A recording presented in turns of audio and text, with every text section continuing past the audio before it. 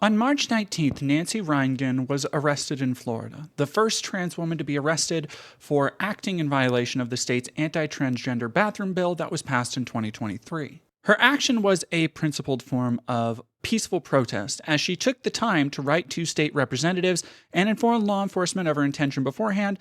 And despite the ludicrousness of simply arresting somebody for going into a bathroom to wash their hands, she was taken into custody for 25 hours. Once news spread, Marcy quickly became something of a hot topic, and one that conservatives have suspiciously not given much time to, probably because she doesn't really fit their narratives about trans extremists. She's soft-spoken, devoutly Catholic, pretty, and describes herself as a centrist. She's in many ways the opposite of the stereotypes trans people are often depicted as. But in some of those ways, she's also not what most people might expect from a trans activist, including from the trans community itself, who spent days reacting to her with skepticism about her self-professed centrism and religious sentiment, both things that have, unfortunately, become strongly correlated with right and even far-right sentiment in the modern political landscape. And I, too, was skeptical of Marcy when I reached out to her. While I initially reached out to her to hear her story and have a more comfortable conversation about why she decided to take this stand, after seeing some of her tweets, I was somewhat hesitant. Even her Twitter she's been tweeting from has only been active for a couple weeks. Was this all an elaborate troll? Was she in on some kind of grand grift? Was she just incredibly naive and didn't understand the struggle she had walked into? But after sitting and talking with Marcy, I understand her much better. She's a very unique, eccentric personality, which is the first thing to observe about her. But more importantly than that, she comes from a place of honest advocacy, of wanting to learn and wanting to help others. She's not from the world of online community and activism that most trans and progressive people are familiar with. She comes from a conservative and religious family background. Yet she still has almost instinctually, it seemed, found her way to being a focal point in this anti-transgender culture war. And I hope, like me, you go into this interview with an open mind, because there's a lot I think we can learn about how to reach people who might hate us and how much stronger a movement can be when we don't spend so much time judging books by their covers.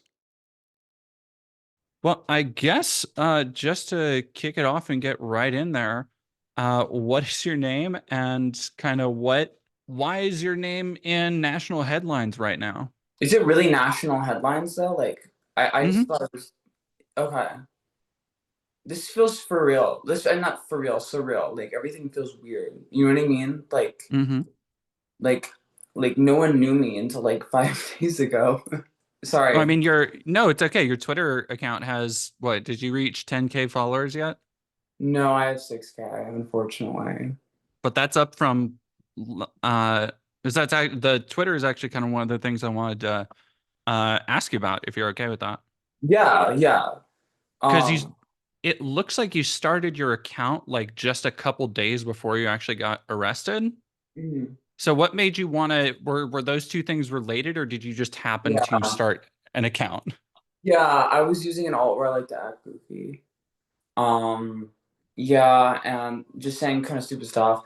And I was like, hey, I'm gonna delete this because, Nash, if this does get national headlines, but I guess it has, like, I don't want people seeing like my dumb tweets about like, I don't know, thinking like a cartoon character is hot or something. Like, I don't know if I want the world to see that, And so I made like a new account just in case it kind of blew up, and deactivated my old one, and it did blow up. If you do any protest, you think, oh hey, maybe this could get big. I mean, in order for it to work, it kind of does need to be big. You know what I mean? It needs to have eyes on it. It needs to have that Yeah. attention.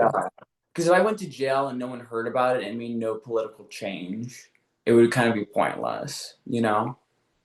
So I guess then you can kind of go into what do you feel was the point of, because you went through a lot of effort. You sent Yeah. emails, you sent letters, you basically let people know your intention beforehand as a kind of act of protest.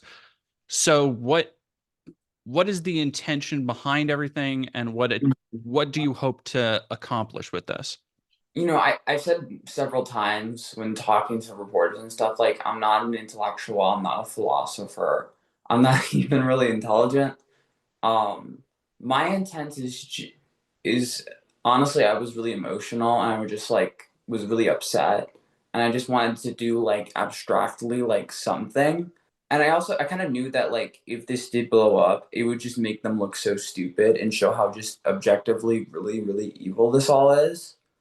And I mean, that kind of worked. Like, people are seeing how evil it is. The people who sponsored the bill, they won't return like calls anymore from their constituents. They're like they've like put up the mattresses, as they would say.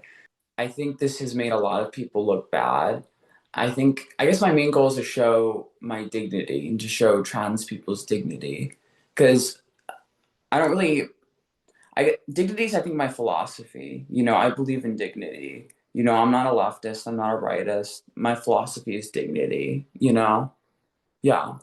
One of the things I've kind of noticed as you've interacted with other people online has been that you've mentioned you've called yourself a centrist, Yep. and you also admit openly and talk about being Catholic. Now, Yes. those are two things that in the trans community aren't necessarily associated with most regular trans people. So I kind of wanted to ask you, how do you reckon being, because when I think of Catholics right now, and this is not, this is not obviously for all Catholics. I'm in my church's basement right now. I will try and be nice. I am predisposed to being enemies with Catholics. I was raised Lutheran, so you understand. But Oh, when I think of the modern Catholic movement, I think of things like trad Caths, right, which are very close in proximity to like the alt right. Or I think of people like Matt Walsh, who are very heavy advocates of Catholicism, but obviously very against trans people. So I'm curious about I've how noticed you he's not leverage very those two aesthetically things. Catholic. Have you No, noticed that? he's not. Yeah, he's not at all. Which is so weird because I think there's a great tweet about how a lot of these like Daily Wire bros, a lot of them are just like very much like overcompensating because they're all these like theater kids who are like trying to do this weird performative version of masculinity instead of just like normal masculinity, and they're like, I smoke cigars, I own a gun. It's like, okay, there's a lot of men who do that and they don't make it their personality because they're not losers. Um, I mean, much love to them. I love everyone, even Matt Walsh. But yeah, I think his statements are really ugly and destructive. I think, yeah, I think a lot of people.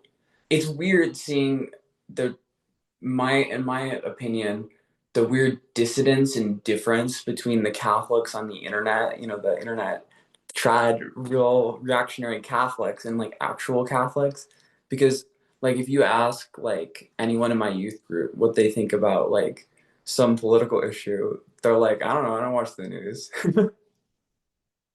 you know, I'm not, a lot of my friends aren't on social media even, they're just kind of like, they're, they like to spend all the time at like the Catholic Church and like pray and like read like books from like 4 centuries ago about like Ignatian meditation. They're not thinking about we need to be a real reactionary. We need to be, legislating this and legislating that. Most of my friends don't even know that like bathroom bills are a thing. Like they're very much living under a rock. And I think that's really cool. I like to type on a typewriter. I wish I could live under a rock. I guess I can't really anymore. But I don't know, I think that's cool. You know, I feel like Catholics online aren't really Catholics. It's just like these weird, it's these weird sort of Curtis Yarvin reactionary types.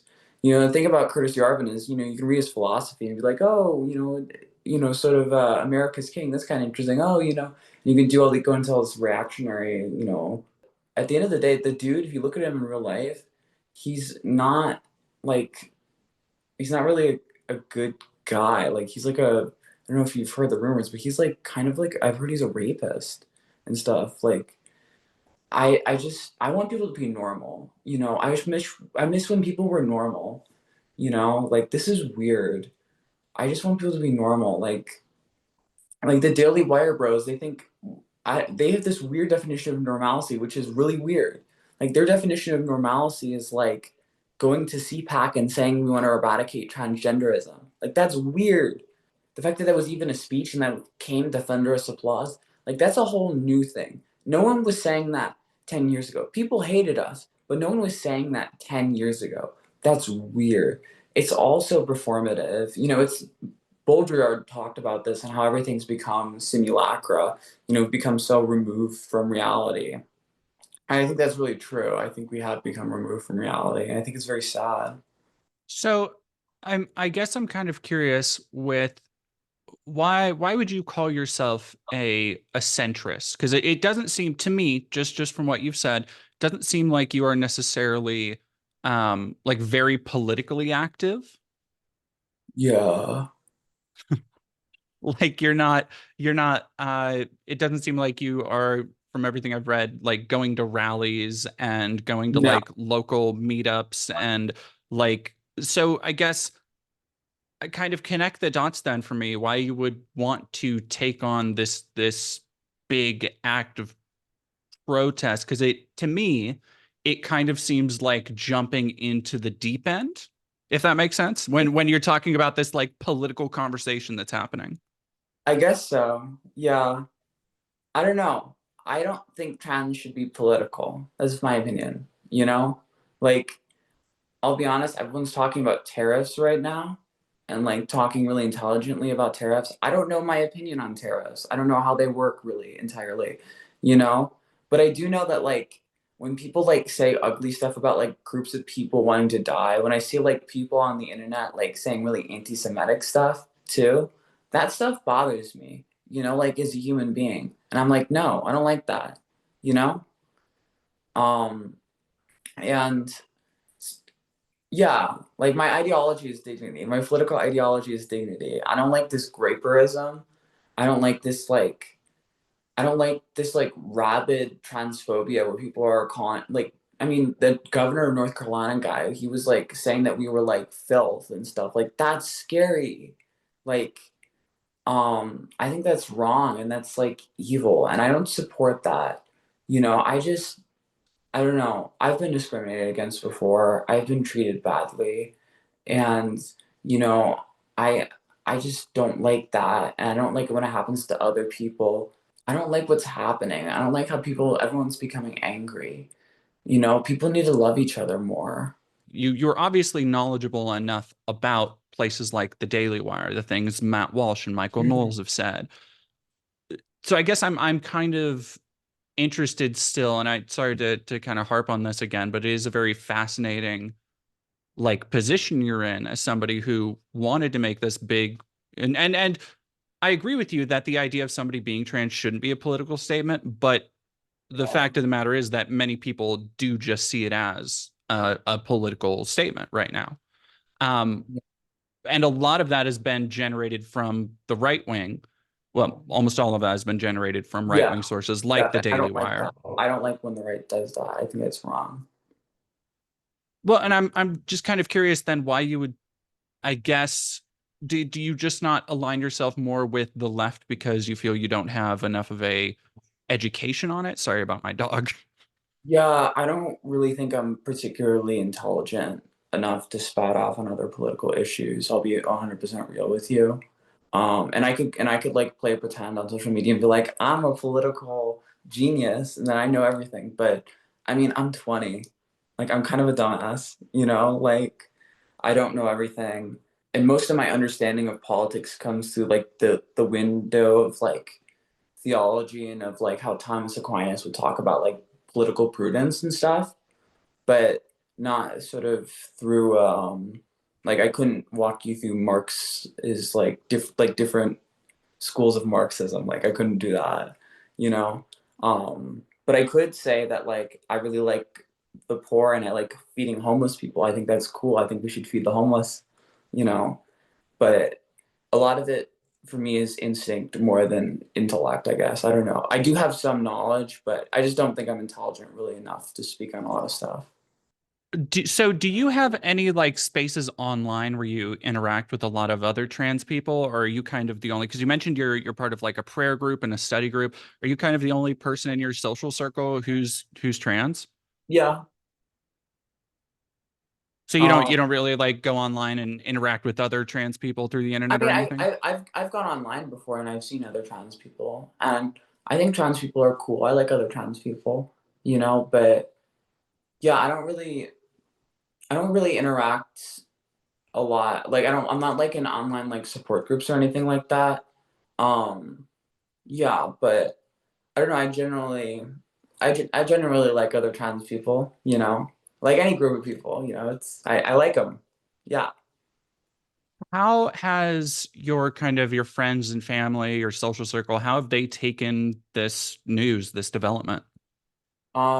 They're worried about me because I could go to prison. And their main concern is like, Marcy, why would you do that? You're putting yourself in so much danger. I mean, that's a valid concern. I think about that a lot. Um, yeah, Do you regret doing it? I don't think so. I remember I originally spouted off to Romy. I was talking to her right after I got out of jail, and I was on a call with her, and I was kind of like still really distraught about it all because I mean it was pretty horrible. And Romy's the reporter who was the first one to report on me. I also talked to Sam from Aaron in the morning, and I was talking to Romy, and she was like asking me if I regretted it or whatever, and I don't know. I said yeah at the time. I don't think so anymore because I think it's made this cultural change even a little bit. Um, but I don't know. I want to make change. I want this world to be better, than like before this protest. But I mean, if I was just doing it on my own and no one ever saw and never made any change, never got headlines, I probably wouldn't have done it because it really, really sucked. And jail was really, really horrible, and I hated it. But at least it's made an impact. I would go to jail 100 times if it meant things would be better for us. If it would change if it would change the status of the way trans people are treated in this country, the way people act. I think the way people really act these days about transgenderism is really abhorrent, and it's not even remotely biblical. It is reactionary, and I think it's gross. Could you walk us through kind of what the experience actually was of being arrested, of going to jail, Um, and what how that kind of ended up happening? so I'm an old-fashioned person. I don't really do. I guess I have to do. I'm doing technology now, but I'm not really that tech savvy. So I wrote letters. I wrote 160 letters, 158 for all Florida state representatives and senators, and one for DeSantis and one for the Florida Attorney General, to an even 160. Um, and I sent them. I drew a bunch of like smiley faces and flowers on the letters and stuff, like when I'm near my signature, just saying like I don't know. I I honestly believe in hope is a theological virtue. I really believe in the best nature of everyone, even people who hate me. And I wrote them letters saying, "Hey, I love you, but I'm going to break the law." And I said that like that I have dignity, and I think you know it too. And I was relying on them to not arrest me. That's what I was sort of hoping on. Um, and I always knew it was a possibility, but I didn't really think, I don't know. People have been calling me naive on the internet, and that's probably true. I have a lot of hope. I don't feel like people have hope these days. Um, I really, I really do love the transphobes. I really do. Um, and I, I wrote these letters hoping I wouldn't be arrested, and I was arrested. When I went to the Florida Capitol at like 2:50 p.m. I said the time I said was 3, but I was there at 2:50. I got there and I walked up to the bathroom across from room 222A, and which is what I sent the letter. and there was a bunch of police officers and stuff there, and they told me like, you can't go in here, it's against the law, we're going to arrest you if you go in here. And I said, okay, I'm going to go into the bathroom. And I walked into the bathroom and I washed my hands. Originally I was going to pray a rosary, but I didn't have time.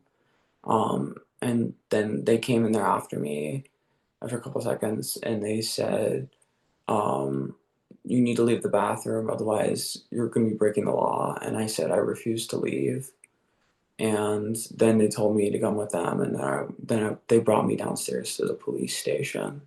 Originally, they were going to give me a notice to appear, but it honestly felt like such a cop out because I could still get the same charge and I still get the same prison sentence, but it would be like I had to promise to be good and not to go up in the women's bathroom anymore. I had to promise to lick the boot and be real sorry. And that's kind of what it felt like when I was talking to these officers. And it felt so cruel and wrong. And so I was like, you know what? Maybe I will use the women's bathroom. You don't know. You don't know what I'll do. Maybe I will, you know. And then they handcuffed me. And I sat in the chair handcuffed for a while they wrote their police report, and then they put me in the police car and stuff. And they drove me to Leon County Jail, where they like processed me and stuff. Like it's super weird because like almost every one of the employees in jail who I would tell about what would happen, they were just like, "What the fuck?" Like I remember like telling one of the employees what happened of like, did this happen?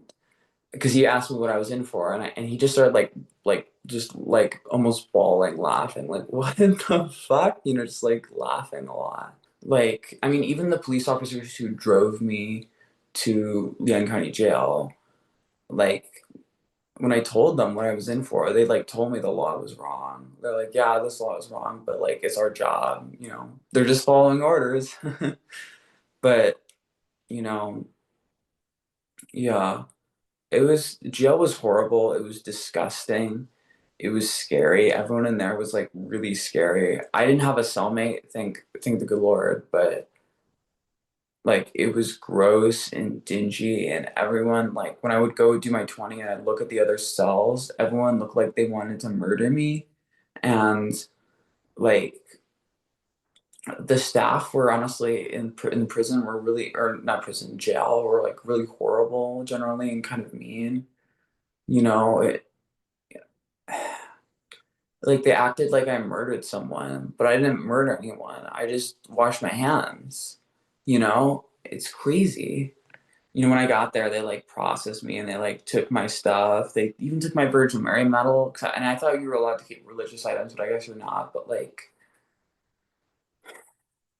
it just sucked because they just like I was wearing like this actually, but I'm wearing this because this is what I was wearing. I got arrested. I was also wearing some bracelets, but like I don't know. They took this from me. They took all my stuff from me. They put me in a two-piece blue sort of jumpsuity thing, and then they just made me sit down in this box. And I spent a day, like not like a day, like oh I spent my day, but like I spent 25 hours in like this box, with actual bars, and like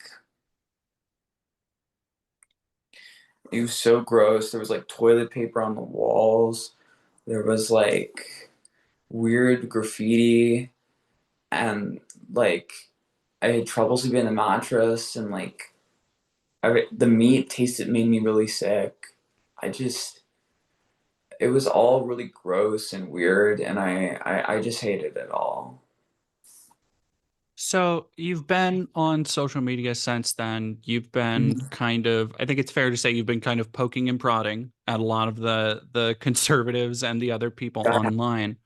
And I've seen you talk to them and say like, even though you hate me, I still love you. Yeah. Um, but I'm curious, how does it make, because you have to have also seen the hundreds and hundreds, and I don't even need to have seen them because I know what Twitter's like, the hundreds of comments that are probably telling you, oh, you don't belong in a woman's restroom. Oh yeah, worse than that. Probably just, yeah, I'm willing to bet just horrible, horrible things. Mhm. Yeah. Like from threats to ill wishes to everything else.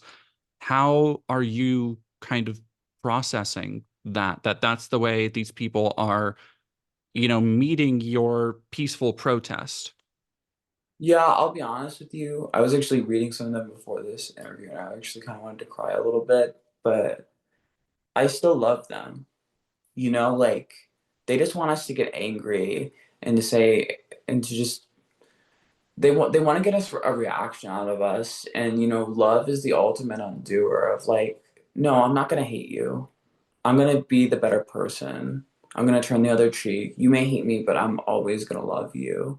And there's something really powerful to that of, they can call us all sorts of names. They can call us pedophiles, they can call us groomers, they can say we're gonna rape people and that we're dangerous and that we're men and that we're scary, you know, but also love them. And that makes them really upset. The CEO of Giggle, that like atrocious, like narcissistic fucking turf, website or whatever. She blocked me right after, but she was like, when she said something nasty to me, I said I love you and I'll pray for you, and then she got like so angry at it, which honestly shows that I know I think a lot of this is more than just physical, more than just like corporal. I think that a lot of this stuff is very spiritual. I think when people are really angry and want a group to die, I think that's a really scary thing. But I also think I think it has, I think it has origins that are not good in nature, spiritually.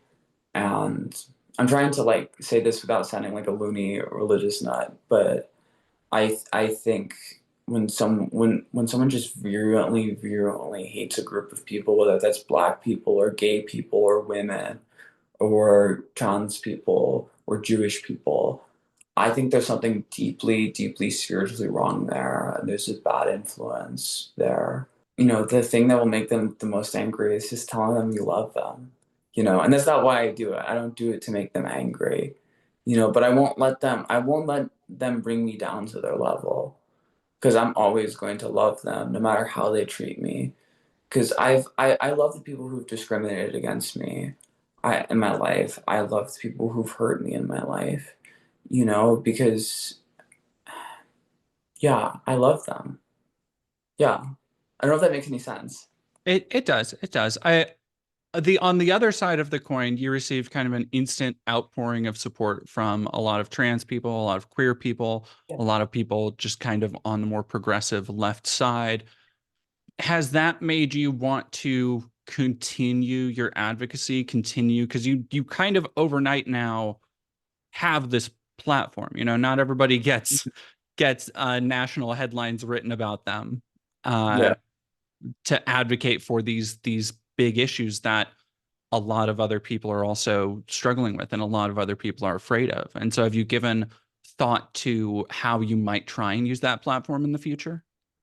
Um, yeah, I think I maybe need to get more versed on politics. And I think I'm gonna probably lean more to the left in the future and sort of explore left-wing politics, because I mean I've always known there's not really a place for me in the right, and I don't belong in the right.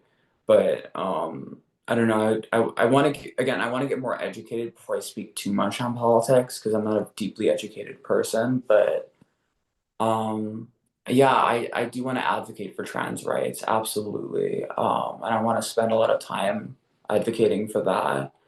Um, Advocating for dignity.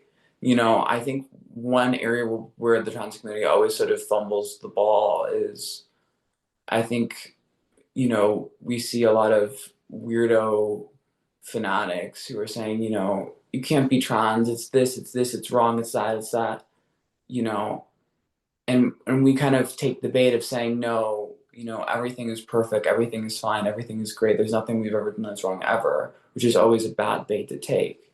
The better answer is, why won't you treat us with dignity? Because that's the real question. Why won't they treat us with dignity? Because I want to be treated with dignity. That's what I want. I want my trans brothers and sisters to be treated with dignity. That's my philosophy. you know. I just want I I want everyone to be treated with respect and love, and it's not remotely Christian or moral to talk about a group of people as disgusting freaks. Because that's how they see us. They see us as disgusting freaks. They call us pedophiles, they call us all sorts of things. They call us rapists. That's Where, interesting. because where are you still in Florida? No, I'm not in Florida. Okay. You Um, were you were just visiting in Florida. I was just visiting Florida. My family has property down there, and I was just Okay. checking it out. Not my immediate family. I'm not a trust fund kid, but I have some semi. My grandparents have property down there, and I was like, I'm gonna go there. Let's check that out. And it was cool. I have a lot of relatives in Florida, so it's like it's a lot of memories and family and stuff tied up with it. You know what I mean? So I was kind of on the subject of your family. I was kind of wondering, how are you like regarded? Again, it's just when people think of a young trans person, devout Catholic is not generally the first thing that springs to mind. So like, how are you kind of Uh, regarded by your family, by your community? Is your congregation like very supportive of you? it depends on the person. I'll be real. I have some friends who really, really deeply care about me and love me, and there's some people who, you know, may still love me, but don't understand me entirely. And that's why I'm here to educate. I think I'm put on this earth partially to educate people about trans people, definitely. Um, and I don't know if my sort of nature on Twitter of telling people I love them and turning the other cheek in terms of transphobes and people saying nasty things, if that seems unusual, I think it's just kind of, I know it's usual to me. I've had a lot of people hurt me in my life, and I really will always still love them, and that's a core philosophy I've had. And it's gotten me far, I think. It's really hard to just, especially if you've known someone, to just sort of, there's definitely been some people who, when they first met me, they were very. I have some very conservative friends. When they first met me, were very skeptical of me and were even a little bit rude. But when they got to know me, they're like, I totally changed their opinion on trans people just by knowing me. And I think that's a way trans people can make change. It's to not stay in our bubbles. It's to actually go to a lot of people who might be more skeptical of us, and show them our love for them, and love them fully, and their hearts will change. Yeah. So you've probably seen then on you know, other social media, on news. Are you familiar with Nancy Mace? Yeah. Unfortunately, Unfortunately. I And think I she's very archetypal. I think she very much represents an archetype of, turfism, which isn't even feminism. It has nothing to do with feminism at this point. I think she represents a sort of archetype of transphobia. I think she's the platonic ideal of a transphobe, I think, in a lot of ways. Sorry, continue. You were asking a question. I interrupted no, no, you. it's honestly, you're I think you're dead on there. I was gonna ask kind of, she has been leading the Capitol Hill charge as far as the, this keeping trans people out of bathrooms fight, and the fight that she's picked on Capitol Hill with trans Representative Sarah McBride. Yeah, And I'm kind of wondering, if you were able to say something directly to Nancy Mace, what would it be? I love you.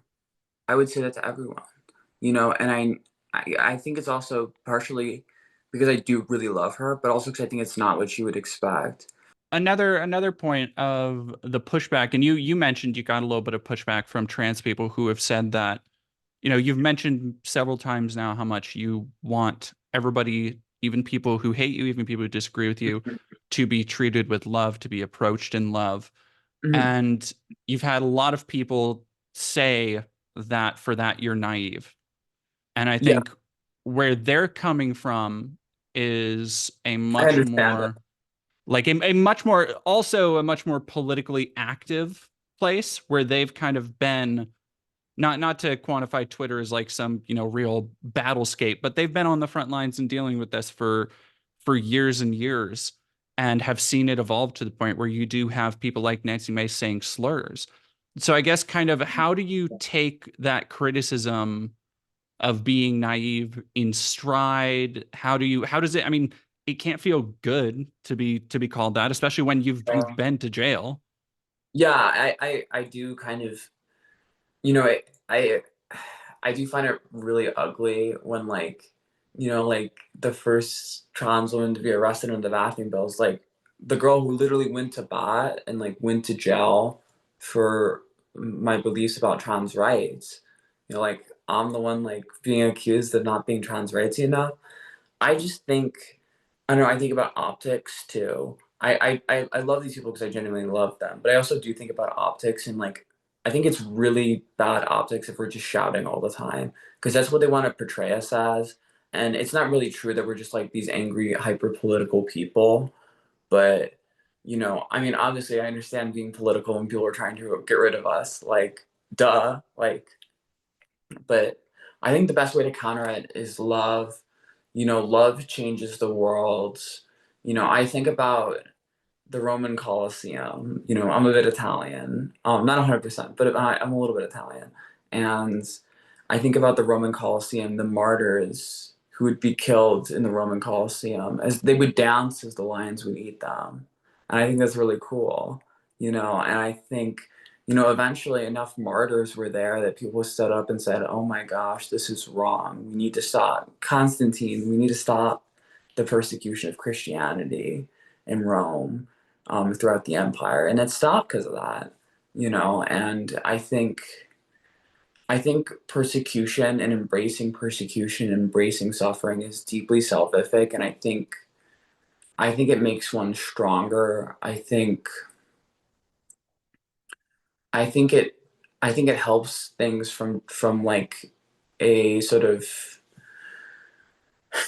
it helps things from an object perspective, yes, but it also helps things on a deeper spiritual level, I think. And like that might be hard for some people from different perspectives to understand, and I get that. But I really do believe, yeah, I do believe in the sanctity of suffering. Unless are you willing to talk kind of about your transition and transmedicalism and your opinions on that? Transmedicalism. Yeah, I mean, there's so many online philosophies that are just kind of made up, like transmedicalism, like Blanchardism, like Nicoloseism. I don't think that's that relevant or whatever, but you know, I don't really know where I stand with any of them. I just I love like I want to be very clear. Love non-binary people. Very clear on that. Like one of my close friends. I don't want to say their name because that's their privacy, but is non-binary and I love going to mass with them. And I don't know. I just believe like I don't know. I believe like this is a real thing. And, I believe like the world can kind of be known through the light of reason. And so, like, from that perspective, like, pretty much everything is like sort of maybe this is probably the over medicalization of everything, but like everything sort of like can be defined intellectually is like, and maybe this is growing up in the Anglosphere, which we do grow up where there is a phenomenon of Pokemonification of fucking everything. I think J.J. McCullough was the one who coined that, but I think it's true in that we like to categorize everything in the Anglosphere. But I mean, I do think gender dysphoria can be categorized, and it can be. I don't. I don't mind it being studied as like a scientific curiosity because I mean, I think there's science to being trans, and if that's means it's medical in some way, that's cool. Like my journey isn't like some in some doctor's office. That's not what being trans is about. But if it can be studied by scientists, yeah, yeah, cool. I'm down for that. So how do you feel kind of looking at, this act of peaceful protest you've taken? How do you feel looking at all of the other measures that are currently being taken against trans people, against trans kids in schools, all across the country? It seems like every week there's some new executive order or something specifically targeting trans inclusion. How does that kind of make you feel? Was that part of what pushed you to try and make this statement? Yeah, I mean, this stuff makes me upset. I told you I was emotional. I see all this stuff. I see this hatred. I see like these people trying to make us illegal because this is the first step. Like, I don't want to be, I know, it's funny on the internet, everyone's ha, because I'm a centrist, a bunch of people are accusing me of being too right wing. A bunch of people are accusing me of being too left wing, and it's annoying. And like, people are like looking through who I follow or whatever. It's stupid. But I my one of my I do think, and sorry, I'm trying to not sound alarmist here because I don't want to be an alarmist.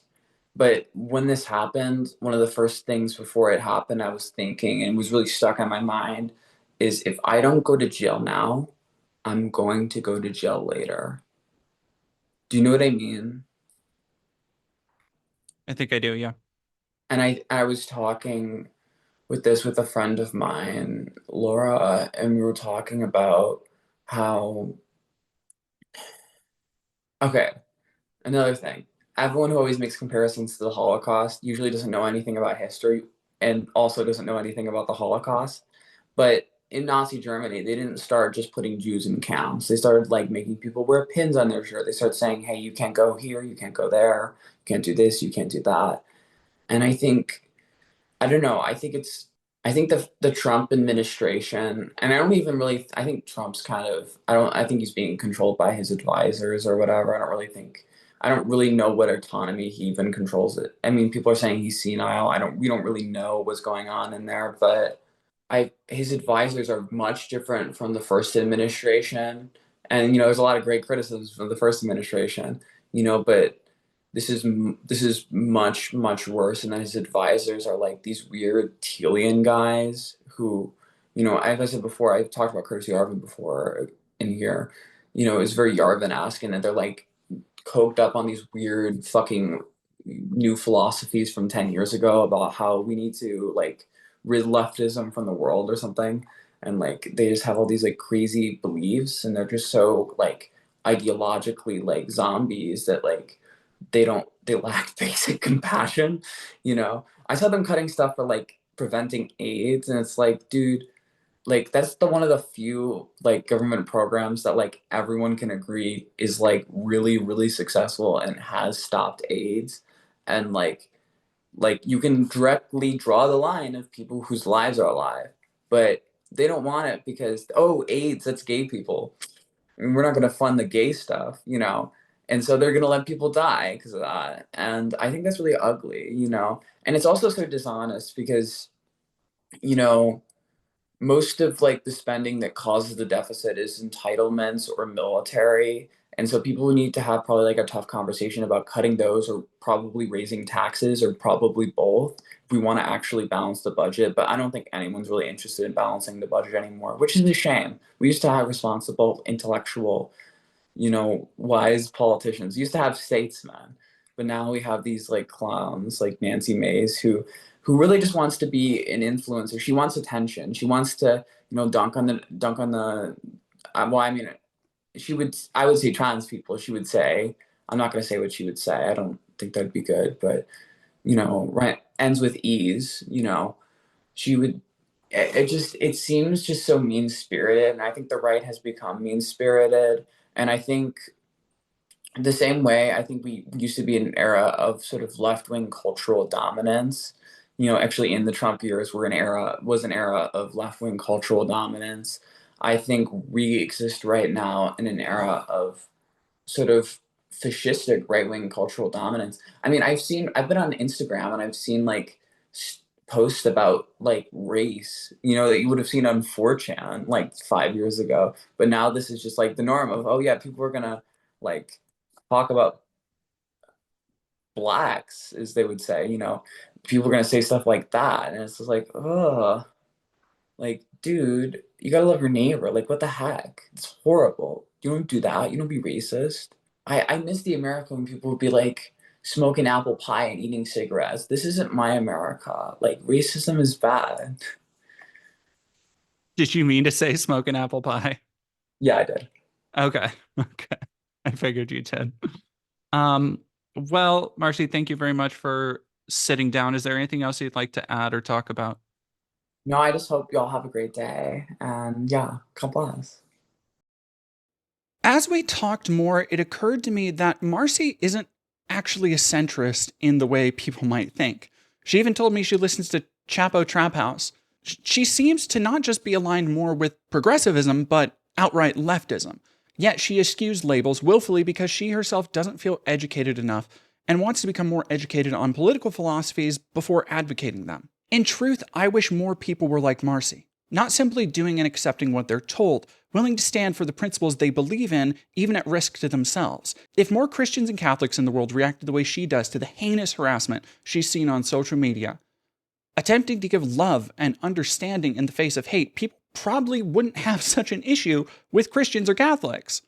In fact, if more people were like Marcy and just admitted, hey, I don't know everything about everything, but I want to learn more, and we're simply able to say, hey, this thing is wrong, we shouldn't be standing by and doing nothing, I don't think people would have such a problem with centrists either. And more than anything, I truly hope that Marcy is able to keep being curious and educating herself, keep advocating for others, because I honestly see a natural understanding of the landscape. And with more familiarity, I think she can become the kind of wonderful vocal advocate we need right now. And I sincerely wish that she is able to keep meeting others who hate her in love.